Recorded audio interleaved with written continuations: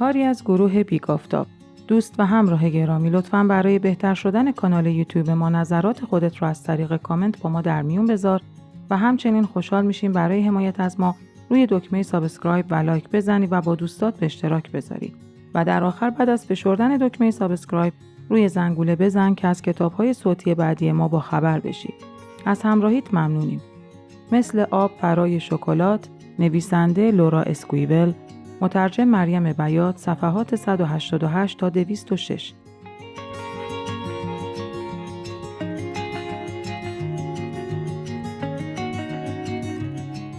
بعد از مجازات جاسوس، تروینو به عنوان یک زنباره بی‌رقیب شهرت پیدا کرد که البته چندان هم دور از حقیقت نبود. اما با تمامی این تفاصیل، گروترودیس تنها عشق زندگیش به حساب می آمد. ماها تلاش کرد او را به دست آورد و به جایی نرسید، اما هرگز دل به یأس نسپرد تا روزی که گروترودیس خوان را دوباره پیدا کرد. آن وقت فهمید که زن را برای همیشه از دست داده است. اکنون تنها سگ مراقب او بود و هوایش را داشت و تمام مدت او را میپایید. تروینو در جبهه جنگ یکی از بهترین مردانش به شمار میرفت، اما در آشپزخانه چندان به درد بخور نبود. با این حال چون تروینو مرد حساسی بود و چند وقت پیش هم او را به دلیل نوشیدن هر مشروبی که دم دستش میرسید سرزنش کرده بود، دیگر دل بیرون انداختنش را از آشپزخانه نداشت. بنابراین چاره‌ای نبود، باید اشتباه خود را در انتخاب او میپذیرفت و سعی میکرد از این آزمون به بهترین وجه ممکن سربلند بیرون بیاید. دو نفری با دقت تمام دستور تهیه شربت لعنتی را مرور کردند و کلمه به کلمه در فهمیدن آن کوشیدند. اگر قرار است شربت صاف شود همانطور که برای همه مایعات شیرین شده عمل می‌کنیم، باید بعد از اتمام پخت قابلمه یا دیگی را که مایع در آن قرار دارد آرام آرام کج کنید و در همان حالت محتویاتش را در ظرف دیگری بریزید تا شربت از لرد رسوبش جدا شود. نوشته توضیح نداده بود که مرحله حباب انداختن چیست. پس گروترودیس به گروهبان دستور داد جواب را در یک کتاب قطور آشپزی که در انبار موجود بود پیدا کند. تروینو کوشش جانکاهی به خرج داد تا اطلاعات مورد نیاز را به دست آورد، اما در حقیقت سواد خواندنش بسیار اندک بود. در حالی که گروترودیس با بی‌حوصلگی تماشایش می‌کرد، انگشت او به کندی کلمات را پی می‌گرفت. شربت‌های شیرین درجات پخت مختلف دارند، با شعله کم، با شعله زیاد، کف کم، کف زیاد، جوش دادن، قلقل جوشاندن، غلیظ کردن و سوزاندن برای تهیه کارامل، حباب بستن و غیره. رسیدیم، به حباب انداختن رسیدیم ژنرال. بگذار ببینم، بیار اینجا، تو که مرا دیوانه کردی. گروترودیس با صدای بلند دستورالعمل را برای گروهبان قرائت کرد. برای اینکه بفهمید شربت به این مرحله رسیده یا نه، انگشتان خود را در یک لیوان یا تنگ آب خیس کرده با کمی شربت آلوده کنید و دوباره بلافاصله دستتان را در آب سرد بگذارید. اگر شربت بعد از سرد شدن به حباب‌های روشن تبدیل شد و زیر انگشت نرم ماند، یعنی در پخت به مرحله حباب انداختن رسیده است. شیر فهم شد؟ بله، اینطور فکر می‌کنم ژنرال. به نفعت است، چون اگر نفهمیده باشی قسم می‌خورم با یک گلوله خلاصت کنم. سرانجام گروترودیس توانست تمام اطلاعاتی را که می‌خواست به دست آورد. تنها یک کار مانده بود، اینکه گروهبان بتواند در عمل آوردن شربت هنر خود را نشان دهد. در این صورت گروترودیس می‌توانست عاقبت دسری را که این هم حسرتش را داشت نوشجان کند. تروینو از خطری که در صورت اشتباه در آشپزی برای فرمانده تهدیدش می‌کرد با خبر بود. با ناشیگری تمام عاقبت مأموریتش را به پایان رساند. هر دو غرق مسرت شدند و تروینو بیشتر. طبق دستور گروترودیس شخصاً بشقابی کرم برای تیتا به اتاقش برد تا بر صحت تهیه آن مهر تایید بزند. تیتا برای خوردن ناهار پایین نیامده و بعد از ظهر را در بستر گذرانیده بود. گروهبان وارد اتاق شد و بشقاب را روی میز کوچکی که برای چنین مواقعی کنار اتاق قرار داشت گذاشت. بعضی وقتا تیتا ترجیح میداد به جای ناهارخوری در اتاق خودش غذا بخورد. بنابراین از توجهی که گروهبان به خرج داده بود سپاسگزاری کرد و به خاطر طعم عالی دسر به او تبریک گفت. تروینو دنباله حرف او را گرفت که افسوس حال تیتا مساعد نیست، وگرنه برای او نهایت افتخار بود از دختر خانم تقاضا کند در مجلس مهمانی امشب که به افتخار تودی با ژنرال گروترودیس در حیاط برپا می شود با او برقصد. تیتا به او اطمینان داد اگر تصمیم بگیرد در این مجلس شرکت کند از رقصیدن با او خوشحال خواهد شد. تروینو با دستپاچگی مرخص شد تا درباره قول تیتا پیش همقطارانش قپی بیاید. همین که گروهبان رفت تیتا دوباره دراز کشید. حوصله نداشت بیرون برود، شکمش ورم کرده بود. نمی‌توانست مدت طولانی به حالت نشسته بماند. با خود فکر کرد دفعات بیشمار تخم یا بذر لوبیا و برنج و یونجه را سبز کرده بود، بی آنکه بیاندیشد به هنگام رشد یا تغییر شکل چه احساسی دارند. آنگونه که پوستشان می‌شکافت و آب تمام وجودشان را اشباع می‌کرد تا زمانی که به دو پاره تقسیم می‌شدند و راه را برای یک زندگی تازه بگشایند، برایش احساس ستایش‌گونه‌ای داشت. می‌توانست غرورشان را به هنگام جوانه زدن اولین ریشه پیش خود مجسم کند. تواضعی که با از دست دادن شکل قبلی خود می‌پذیرفتند. شجاعتی که با آن برگ‌های تازه خود را به نمایش می‌گذاشتند. تیتا آرزو کرد ای کاش بذر ساده‌ای می‌بود بی آنکه اجبار داشته باشد به کسی توضیح دهد در درونش چه چیزی رشد می‌کند و یا شکم برآمده خود را به عالم و آدم نشان دهد بی آنکه لازم باشد در معرض قضاوت ناخشنودانه جامعه قرار گیرد. دانه‌های بذر این غم و اندوه و درد این مشکلات را ندارند. مادری نیست که از او واهمه داشته باشند و یا ترس از قضاوت دیگران. تیتا مادر نداشت، اما نمی‌توانست خود را از این حس خلاص کند که هر لحظه ممکن بود مجازات خوفناکی از آسمان بر سرش نازل شود. الطاف ویژه ماما النا برای او با این احساس بیگانه نبود. همان ترسی بود که هر وقت بدون استفاده از دست نوشته آشپزی می‌کرد همراهش بود. همیشه می‌دانست وقتی این کار را بکند ماما النا می‌فهمد و به جای آنکه او را برای ابتکارش تشویق کند، به دلیل خودسری‌هایش به باد ناسزا می‌گیرد و هر چه از دهانش در می‌آید بارش می‌کند. با این همه در برابر وسوسه زیر پا گذاشتن فرامین خشک و انعطاف ناپذیری که مادرش در آشپزخانه و در زندگی به او تحمیل می‌کرد، نمی‌توانست مقاومت کند. همانجا ماند و مدتی در بستر دراز کشید. عاقبت از صدای آواز پدرو که زیر پنجره اتاقش ترانه عاشقانه‌ای می‌خواند از جا پرید. به طرف پنجره رفت و آن را گشود. چطور پدرو به خود جرأت این همه گستاخی را می‌داد؟ اما همین که او را دید با یک نگاه فهمید که او مست است. خوان در کنارش ایستاده بود و با گیتار آواز او را همراهی می‌کرد. وحشت سراپای تیتا را فرا گرفت. خدا کرد روسورا خواب باشد، اگر نبود حسابی توی دردسر می‌افتادند. شبح خشمگین ماما النا در اتاق پدیدار شد که گفت می‌بینی عاقبت چه دست گلی به آب دادی؟ تو و پدرو خجالت سرتان نمی‌شود؟ اگر نمی‌خواهید توی این خانه خون و خونریزی راه بیفتد، پیش از این که کار از کار بگذرد و تا بلایی سر کسی نیامده گورتان را از اینجا گم کنید. اگر قرار است کسی از اینجا برود، آن کس تو هستی. دیگر از دست مزاحمت‌هایت به جان آمدم. برای اولین و آخرین بار میگویم دست از سرم بردار و مرا به حال خودم بگذار. تا وقتی که رفتارت مثل یک خانم خوب و یا دست کم یک زن نجیب نباشد جایی نمیروم. منظورت از نجیب چیست؟ مثل تو؟ بله. من هم دارم درست همین کارا میکنم. مگر این تو نبودی که یک بچه حرامزاده زاییدی؟ اینطور که با من حرف میزنی خواهی دید که یک سره به جهنم واصل میشوی. درست مثل خودتو؟ خفقان بگیر. فکر میکنی کی هستی؟ من خوب میدانم کی هستم. انسانی که حق دارد آنطور که دلش میخواهد زندگی کند. از همین الان دست از سرم بردار و گورت را گم کن. تحملت را ندارم. ازت بیزارم. همیشه بیزار بودم. تیتا کلمات جادویی را بر زبان آورده بود که به مدد آن ماما النا را برای همیشه ناپدید سازد. هیبت پرابهت مادرش همینطور شروع کرد به کوچک شدن تا به اندازه شعله یک چراغ موشی درآمد. با ناپدید شدن شبح احساس آرامش سراپای وجود تیتا را در بر گرفت. التهاب درون شکم و درد سینه‌هایش کاهش یافت. انقباض عضلات میانی بدنش از بین رفت و خونریزی عادت ماهانه‌اش آغاز شد. این تخلیه که با چندین روز تأخیر صورت گرفت، دردهایش را تسکین داد. آهی از سر آرامش خاطر کشید. آبستن نبود. اما گرفتاری‌ها هنوز تمام نشده بود. شعله کوچک که از شبح ماما النا برجا مانده بود مثل فرفره شروع به چرخیدن کرد و به طرف پنجره رفت و مثل فشفشه خارج از کنترل توی حیاط افتاد. پدرو در عالم مستی متوجه خطر نشد. زیر پنجره اتاق تیتا ایستاده بود و با سوز و گداز آهنگ استرلیتا را می‌خواند و سربازان مست و کله‌پا دوره‌اش کرده بودند. گروترودیس و خوان هم متوجه نزدیکی خطر نشده مثل دو نوجوان عاشق در پرتوی روشنایی یکی از فانوس‌های نفتی که برای روشن کردن مجلس مهمانی در حیاط گذاشته بودند می‌رقصیدند. فشفشه که سرعت زیادی داشت افسار گسیخته و چرخان به پدرو نزدیک شد و با شدت به چراغ نفتی نزدیک او خورد و 1000 تکه اش کرد و نفت داخل آن همراه با آتش چراغ سرتاپای پدرو را شعله‌ور کرد. تیتا مشغول محاسبه روزهای عادت ماهانش بود که صدای جار و جنجال ناشی از وقوع حادثه را شنید. دوید به طرف پنجره و آن را باز کرد و پدرو را دید که مثل یک مشعل انسانی دور حیاط می‌دود.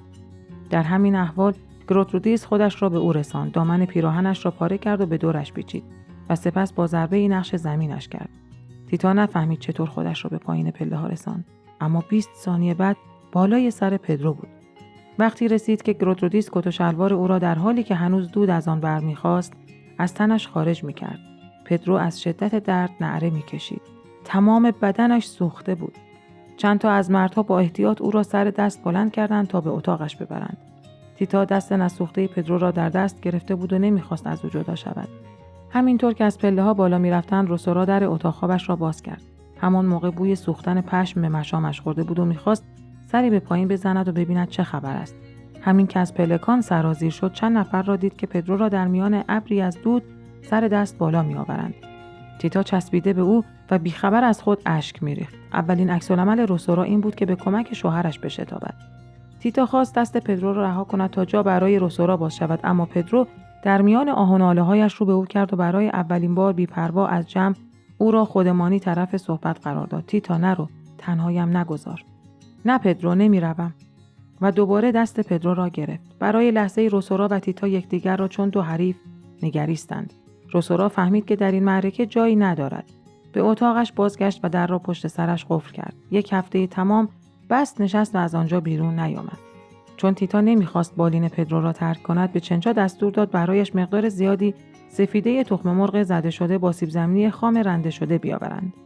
میدانست این مرهم بهترین دوای سوختگی است. سفیده تخم مرغ باید آرام آرام روی محل جراحت سوختگی مالیده شود و بعد از خشک شدن دوباره تجدید شود. بعد از آن 1 ضماد سیب زمینی خام رنده شده از التهاب و سوزش سوختگی میکاهد. تیتا تمام شب را بر بالین پدرو گذراند و از این مرهم‌ها بر سوختگی‌هایش گذاشت. وقتی داشت ضماد سیب زمینی را روی زخم‌ها می‌مالید، در بحر صورت دوست داشتنی پدرو فرو رفت. از ابروهای پرپشت و مژگان بلند او اثری نمانده بود. چانه خوش ترکیب و مربع شکلش کاملاً از ریخت افتاده و از شدت ورم مثل تخم مرغ شده بود. برای تیتا اهمیتی نداشت که جای سوختگی توی صورت پدرو بماند، اما این را می‌دانست که برای خود او بسیار مهم بود. چطور می‌توانست جلوی این پیشامد را بگیرد؟ ناچار راه درمان را به یادش آورد، درست همان گونه که در وقت و جای دیگری مادر بزرگ جان روشنایی صبح به او خاطر نشان کرده بود. در چنین مواردی بهترین دارو پوست تیز کوهریت است که باید روی جراحت گذاشته شود. تیتا دوان به حیاط رفت و نیکولاس را از خواب بیدار کرد و با اینکه پاسی از شب گذشته بود، او را واداشت برای آوردن پوست درخت از بهترین جنگل ناحیه همان وقت راه بیفتد. دمدمه‌های صبح کمی از سوزش جراحت کاسته شد. پدرو توانست کمی بخوابد. تیتا از این فرصت استفاده کرد و رفت بیرون تا با گروترودیس خداحافظی کند.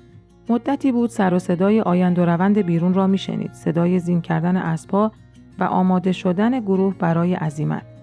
گروترودیس کمی با تیتا حرف زد و گفت متاسف است که نمیتواند بماند و در این مصیبت یار و یاور تیتا باشد، چون دستور رسیده فوراً به ایالت زاکاتکاس در قلب کشور حمله کند. به خاطر لحظات خوشی که با خواهرش گذرانده بود از او سپاسگزاری کرد و پندش داد که از مبارزه برای به دست آوردن پدرو دست بر ندارد. خوان صحبتشان را برید تا به گروترودیس اطلاع دهد وقت رفتن است. خوان تیتا را محکم در آغوش گرفت و گفت دعا می‌کند پدرو هر چه زودتر خوب شود. 2 خواهر با محبت تمام یکدیگر را بغل کردند. بعد گروترودیس پشت اسبش پرید و به تاخت دور شد. او تنها نمی رفت. دوران خردسالیش را هم به صورت کمی کرم فریترز که در ظرفی توی خورجینش بود با خود می برد. تیتا با چشمانی غم زده و غرق در اشک رفتنشان را نظاره می کرد. چنچا هم همینطور، اما برخلاف تیتا گریه او از سر شوق بود. سرانجام می توانست نفس راحتی بکشد. وقتی تیتا به داخل خانه برگشت فریاد چنچا را شنید. نه باورم نمی شود. دارند برمیگردند. در حقیقت به نظر می رسید کسی از میان فوج سواران به مزرعه باز می گشت، اما شناسایی او در میان گرد و غباری که اسباب به پا کرده بودند دشوار بود. تیتا چشمانش را تنگ کرد و درشکه جان را شناخت و به تب و تاب افتاد. جان برگشته بود. تیتا هاج و واج مانده بود، نمیدانست چه خواهد کرد یا به او چه خواهد گفت. بخشی از وجودش از دیدن او غرق شادی بود، اما آن پاره دیگر از اعلام برهم خوردن قرار و مدار نامزدیشان احساس بیچارگی می‌کرد.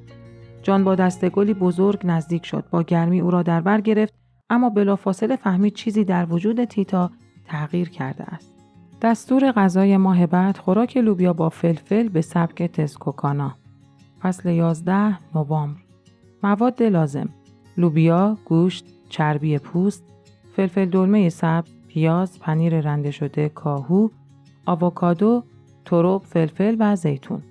طرز تهیه: ابتدا باید لوبیا با جوش شیرین یک جوش بزند و شسته شود. مجدداً آن را با چربی پوست و تکه‌های گوشت خوک بپزید. ساعت 5 صبح وقتی تیتا از خواب برخاست، اولین کارش بار کردن لوبیا بود. آن شب برای شام مهمان داشتند. جان و خاله‌اش ماری که برای شرکت در جشن ازدواج جان و تیتا از پنسیلوانیا آمده بود به شام دعوت شده بودند. خاله ماری مشتاق دیدن نامزد خواهرزاده محبوبش بود و تا آن شب به خاطر ناخوشی پدرو فرصت دیدار دست نداده بود. 1 هفته‌ای صبر کردند تا او بهبود یابد. سپس ترتیب ملاقات رسمی داده شد. تیتا با همه نگرانیش نمی‌توانست این دعوت را که به خاله جان مدیون بود پس بخواند. بانوی بیچاره با بیش از 80 سال سن رنج این سفر طولانی را به خاطر دیدن او به جان خریده بود. تدارک یک شام آبرومند کمترین کاری بود که تیتا می‌توانست به احترام جان و خاله سالخورده‌اش بکند. اما جز این که به آنها بگوید خیال ندارد با جان ازدواج کند، خبر خوش دیگری برایشان نداشت. احساس تهی بودن می‌کرد، درست مثل ظرفی از خرده پسمانده‌های یک شیرینی خوشمزه. در جستجوی مواد غذایی انبار را زیر و رو کرد، اما انبار پر از خالی بود. دیدار گروترودیس و دار و دستش از مزرعه پاک عزت و آبروی انبار را برده بود. گذشته از کمی آرد ذرت برای پختن نان، تنها قلم جنس باقی مانده مقداری لوبیا و برنج بود. اما اگر آدم مغزش را به کار بیاندازد و دل و حوصله‌اش را هم داشته باشد، همیشه می‌تواند خوراک خوشمزه‌ای دست و پا کند. یک صورت غذا شامل برنج و بارهنگ و لوبیا به سبک تسکوکانا کم چیزی نبود، اما چون لوبیاها تر و تازه نبودند برای پختن وقت بیشتری می‌بردند. برای همین صبح زود دیگه لوبیا را بار گذاشت. لوبیا که به غل زدن افتاد، دست به کار رو به راه کردن فلفل‌ها شد و تخم و رگ و ریشه‌شان را بیرون کشید. بعد از تمیز کردن فلفل‌ها آنها را در آب جوش خیساند و مثل پوره لهشان کرد. همزمان که فلفل‌ها خیس می‌خوردند، سینی صبحانه پدرو را آماده کرد و به اتاقش برد. جراحات سوختگی پدرو کم و بیش التیام پیدا کرده بود. تیتا از گذاشتن پوست درخت تبز کویت لحظه غفلت نکرده بود که مبادا جای زخم‌ها روی صورتش بماند. جان هم روش مداوای او را 100% تایید کرده بود. مادر بزرگش روشنایی صبح از روی کنجکاوی دست به آزمایش پوست این درخت زده و جان هم مدت‌ها کار او را دنبال کرده بود. پدرو با بیقراری چشم راه تیتا بود. علاوه بر غذاهای خوشمزه که هر روز برایش تدارک می‌دید، عامل دیگری هم در شفای عاجل پدرو نقش داشت. گفت و شنودشان موقع خوردن غذا. اما آن روز صبح تیتا برای این کار وقت نداشت. می‌خواست تا سرحد امکان برای جان غذای درست و حسابی تهیه کند. پدرو که از حسادت خونش را می‌خورد گفت به جای دعوت کردن او برای شام، باید یک بار برای همیشه راست و پوستکنده به او بگویی نمی‌توانی زنش بشوی چون بچه مرا در شکم داری. نمی‌توانم این را بگویم. چرا؟ می‌ترسی دکتر مامانیت را برنجانی؟ نه اینکه بترسم، اما این رفتار با جان بی‌انصافی است. من خیلی به او مدیونم. باید صبر کنم و در موقعیت مناسبتری به او بگویم. اگر تو این کار را نکنی من خودم شخصا دست به کار می‌شوم. نه، تو چیزی به او نخواهی گفت چون من به تو اجازه چنین کاری را نمی‌دهم. در ثانی من اصلا حامله نیستم. چه گفتی؟ حامله نیستی؟ منظورت چیست؟ همین که گفتم، چیزی که فکر می‌کردم حاملگی است فقط یک اختلال بود. حالا وضعم کاملا عادی است. که اینطور فهمیدم اوضاع از چه قرار است. دلت نمی‌خواهد با جان حرف بزنی چون دو دلی که با من بمانی یا با او ازدواج کنی، درست است؟ تو دیگر مرا نمی‌خواهی، یک مرد علیل بدبخت را. تیتا از طرز فکر پدرو سر در نمی‌آورد، مثل بچه‌ای که اوقاتش تلخ رفتار می‌کرد. جوری حرف می‌زد که انگار قرار بود تا آخر عمر زمینگیر بماند، اما اینطور نبود. به زودی حالش کاملا خوب می‌شد. شاید این حادثه مخش را خراب کرده بود. شاید دود سوختگی مغزش را انباشته بود. درست مثل دود نان سوخته که فضای خانه را پر و نامطبوع می‌سازد. شاید مخ دود گرفته افکارش را هم سیاه می‌کرد و حرفای خوشایندی را که همیشه بر زبان می‌آورد تبدیل به جملات زشت و بی ربط می‌کرد. چطور می‌توانست به او شک کند؟ چطور خودش را راضی می‌کرد چنین رفتاری داشته باشد؟ پدرو مبادی آداب بود و این رفتار خلاف اصولی بود که همیشه در رابطه با دیگران مراعات می‌کرد. با دلی چرکین اتاق را ترک کرد. پیش از بستن در پدرو نعره کشید که لازم نیست برای آوردن شام او به خودش زحمت بدهد. می‌تواند این کار را به عهده چنچا بگذارد و با خیال راحت تا هر وقت عشقش کشید با جان به سر برد. تیتا دل آزرده به آشپزخانه رفت و صبحانه‌اش را خورد. زودتر این کار را نکرده بود. چون دلش شور غذای پدرو را میزد. بعدش هم ترتیب دادن کارهای روزمره و همه اینها به خاطر چی؟ که پدرو با حرفا و حرکاتش او را برنجاند و ذره‌ای به احساسش اهمیت ندهد. این یک واقعیت بیچون و چرا بود. پدرو به دیوی خودپسند و شکاک بدل شده بود. کمی سمبوسه برای خودش درست کرد و پشت میز آشپزخانه نشست و مشغول خوردن شد. تنها خوردن به دلش نمی نشست، اما وقتی پیش می آمد چاره‌ای نبود. پدرو آن بالا افتاده بود و نمی توانست از جایش جنب بخورد. روسورا توی اتاقش بس نشسته بود و لب به غذا نمی زد و چنچا که اولین فرزندش را به دنیا آورده بود چند روزی مرخصی داشت. سمبوسه به دهانش مزه همیشگی را نداشت. دلش برای یک هم صحبت پر می‌زد. درست در همین وقت صدای قدم‌هایی را شنید. در آشپزخانه باز شد و روسورا توی درگاهی پدیدار گشت. تیتا از دیدن هیکل خواهرش مات و مبهوت ماند، لاغر و ترکه‌ای، درست مثل زمان دختریش. بعد از یک هفته غذا نخوردن به نظر محال می‌آمد که با 7 روز اعتصاب غذا 65 پوند وزن کم کرده باشد. اما دقیقاً اینطور بود. دفعه پیشم که به سن آنتونیو نقل مکان کرده بودند همین اتفاق افتاده بود. خیلی سریع لاغر شده بود، اما به محض بازگشت به مزرعه دوباره وزن از دست رفته برگشته بود سر جایش. روسورا آمد توی آشپزخانه و پشت میز روبروی تیتا نشست.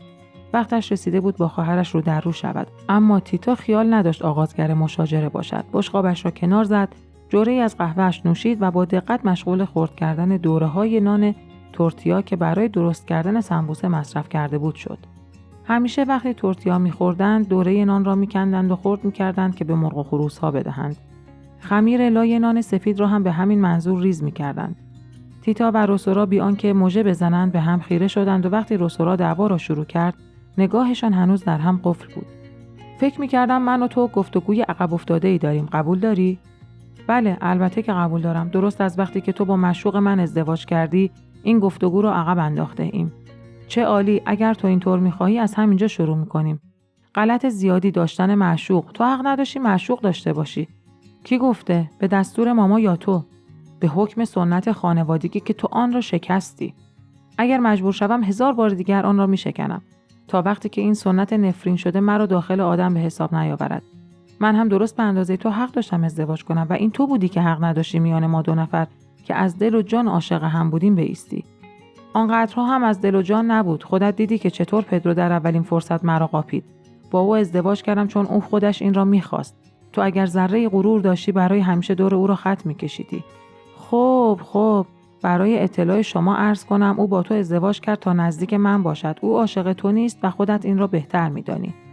ببین، بهتر است کاری به گذشته نداشته باشیم. برایم کوچکترین اهمیتی ندارد که انگیزه پدرو برای ازدواج با من چه بوده. واقعیت امر این است که او به هر حال با من ازدواج کرد. خیال ندارم بگذارم شما دو نفر مرا مضحکه خودتان بکنید. میشنوی؟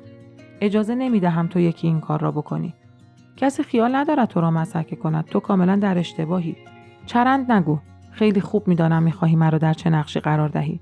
آن هم بعد از آن که همه آدم‌های مزرعه دیدند تو چطور کنار پدرو ایستاده بودی و زار میزدی و عاشقانه دستش را گرفته بودی. میدانی این چه نقشی است؟ اسباب مسخره مردم شدن. واقعا سزاوار بخشش خداوند نیستی. خدا از سر تقصیرات تو نمیگذرد. تا آنجا که به من مربوط میشود سر سوزنی اهمیت نمیدهم که تو و پدرو به خاطر بوسه‌ای دزدکی در گوشه و کنار به جهنم واصل شوید. از این پس هر قدر دلت میخواهد از این کثافتکاری‌ها بکن. تا جایی که کسی نفهمد برایم مهم نیست، چون من هنوز حس احترام به خودم را حفظ کردم. به پدرو دیگر اجازه نمیدهم به من دست بزند. پس خواهی نخواهی این کار را با کسی که اهلش باشد خواهد کرد. بگذار این کس تو باشی. بگذار او برای ارضای نیازهای کثیفش سراغ زن سبکسری چون تو بیاید. اما یک چیز را خوب توی گوشت فرو کن. من قصد دارم در این خانه همسر پدرو باقی بمانم.